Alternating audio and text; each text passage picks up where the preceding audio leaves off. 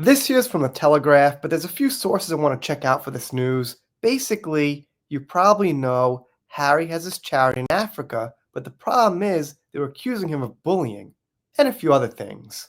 It seems like this went to the board, it went to the commission, and apparently Harry lost the debate. Seems like he was bullying and some other stuff. So anyway, let's see what we got.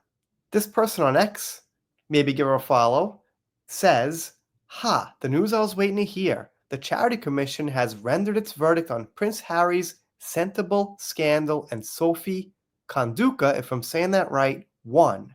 The Telegraph reports the Duke of Sussex has lost his battle for control of the charity he set up in his mother's memory as a watchdog, criticized him for his part in damaging and bullying." Kinda sad, man, because it should have been a legit charity where he went in and helped them and everything was cool in his mother's name. A charity commission investigation into the affair has found problems with Sentable's governance and rebuked all parties involved for allowing the spat to play out in public, but ruled out that Dr. Shanda Duca, whatever her name is, apologies, and the current board could remain in place, meaning she's emerged victorious. I'm going to call her Dr. C.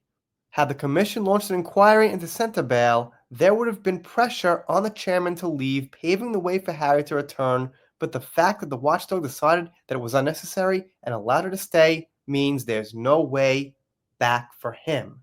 Yes, my dear friends, Dr. C is the first survivor of H&M bullying to fight back, expose them publicly, and win.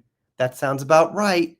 I mean, they say Meghan's a bully, but it looks like Harry might be too, and I learned recently he smacked the Foo Fighters drummer in the face. That's bullying. So it's pretty much, for me, proven at this point. This is how you tackle entitled frauds and prejudiced bullies like Harry and Meghan. You never bend the knee, you kick back, and you expose the truth about them. I'm sure more people want to. It's just that they're threatened legally, they're intimidated. It's kind of understandable. And here's the official press release. Regulator concludes case into Centabale. The Charity Commission has concluded its compliance case into Centabale, a charity which works with children and young people in southern Africa. I think it's Centabale, like Christian Bale. So let's see their findings. A number of concerns were raised by different parties after conducting interviews and thoroughly reviewing all evidence submitted. The commission found the delegation of certain powers to the chair, including consideration of an executive chair role, was a confusing, convoluted, and poorly governed process with a lack of clearly defined delegations over time. Yep, sounds like Harry and Meghan up their alley. The then trustees failed to have proper processes and policies in place to investigate internal complaints. More generally, a lack of clear policies contributed to the failure to resolve disputes. It was not satisfied that public statements made to the media and public criticism made in television interviews were conducted in a way that served the charity's best interest. Well, what do you know? Harry wasn't serving the charity's best interest. Call me shocked. Based on the evidence provided in a review by the commission, it found no evidence of widespread systematic bullying or harassment, including misogyny or misogynoir at the charity. But the commission has acknowledged the strong perception of ill treatment felt by a number of parties to the dispute and the impact this may have had on them personally.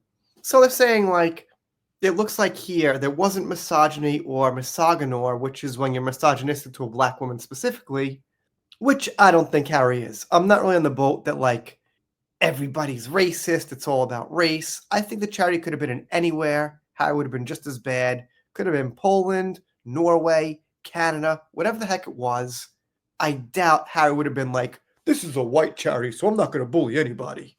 And the other thing they said no to was overreach by either the chair or Duke of Sussex as a patron, but the commission is critical of the charity's lack of clarity in delegations to the chair, which allowed for misunderstandings to occur.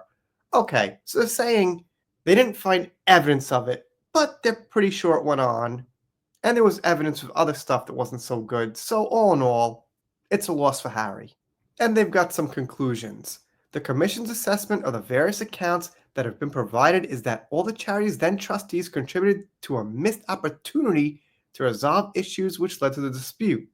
The regulator observed that strategic and financial difficulties that had emerged for the charity following the you-know-what pandemic contributed to the tensions that arose.